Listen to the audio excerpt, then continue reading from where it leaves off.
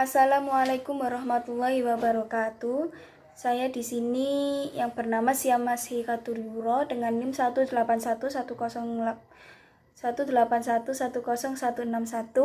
akan membacakan hadis tarbawi serta ayat tarbawi, dan materi yang saya pilih yaitu tentang syarat sah dan syarat wajibnya sholat. Yang pertama saya akan membacakan ayat tarbawi. Ayat tarbawi yang saya pilih yaitu Surat Ar-Rahman ayat 1-4 yang menjelaskan tentang subjek penelitian yang berisi Bismillahirrahmanirrahim. Ar-Rahman 'allamal Qur'an khalaqal insan 'allamahul bayan, yang artinya Tuhan yang Maha Pemurah yang telah mengajarkan Al-Qur'an, Dia menciptakan manusia dan mengajarkannya pandai berbicara. Selanjutnya yaitu hadis tarbawi yang menjelaskan tentang pentingnya pendidikan agama yang berisi qala Rasulullah sallallahu alaihi wasallam may yuridillahu bihi khairan yufaqihu fiddin, yang artinya Rasulullah sallallahu alaihi wasallam bersabda, barang siapa yang berkehendak oleh Allah menjadi orang yang baik, maka Allah itu akan memberikan kepadanya pengetahuan dalam agama. Hadis Hurairah Bukhari. Selanjutnya saya akan menjelaskan tentang syarat wajib sholat. Nah, di sini yang pertama yaitu ada Islam. Jadi syarat wajib sholat ini kita harus beragama Islam. Adapun orang yang tidak Islam itu tidak wajib melakukan sholat. Yang kedua yaitu suci dari hadas dan najis. Jadi orang yang mau melakukan syarat wajib sholat itu dia harus suci dari hadas dan najis, yang diantaranya mulai badannya, pakaiannya, hingga tempatnya yang mau untuk dilakukan sholat itu harus bersih. Selanjutnya yaitu balik. Balik ini adalah orang yang sudah cukup umur.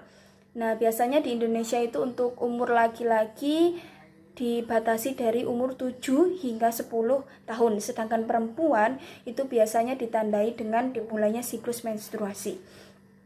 Selanjutnya yaitu berakal. Jadi syarat wajib juga kita harus memiliki akal yang sehat.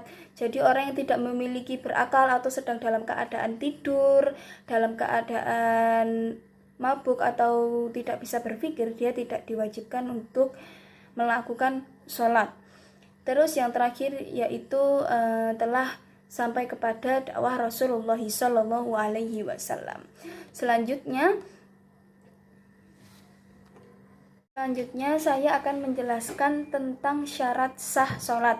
Yang pertama yaitu ketika kita harus melakukan sholat, kita harus melakukannya dengan tepat waktu, telah masuk waktunya sholat. Jadi sholat 5 waktu itu kan baru sah apabila dilaksanakan pada waktu yang telah ditentukan. Misalnya sholat duhur. Nah, sholat duhur itu kan harus dilaksanakan pada waktu zuhur juga. Kalau seandainya kita melaksanakan sholat duhur di waktu asar sore hari, berarti itu tidak termasuk syarat sah sholat. Selanjutnya yaitu suci dari hadas besar dan hadas kecil. Jadi di sini syarat sah sholat itu kita harus bersih dari hadas besar dan hadas kecil. Hadas besar itu adalah seperti contohnya haid, nifas, junub. Junub itu keluar sperma. Untuk mensucikannya kita itu harus dengan mandi junub atau mandi jinabat. Nah, suci badan juga suci pakaian, dan tempat sholatnya juga jauh dari najis. Nah, perkara najis itu adalah seperti darah, segala kotoran yaitu hewan atau kotoran manusia, bagai binatang, bahkan binatang yang mati tanpa disembelih pun juga termasuk hadas yang besar juga. Terus yang selanjutnya yaitu menutup aurat. Jadi kita kalau mau sholat biasanya kan kita juga harus melakukan memakai baju yang tertutup. Nah, jadi aurat itu adalah anggota badan yang harus ditutupi. Laki-laki adalah antara pusar sampai lutut, sedangkan aurat perempuan adalah seluruh anggota badan kecuali wajah dan telapak tangan. Selanjutnya yaitu menghadap kiblat. Jadi kita harus harus sholat menghadap kiblat, menghadap arah kiblat. Kalau mau sholat kita harus mengetahui arah kiblatnya itu di mana, baru kita melaksanakan sholat dengan baik dan benar. Nah, berikut adalah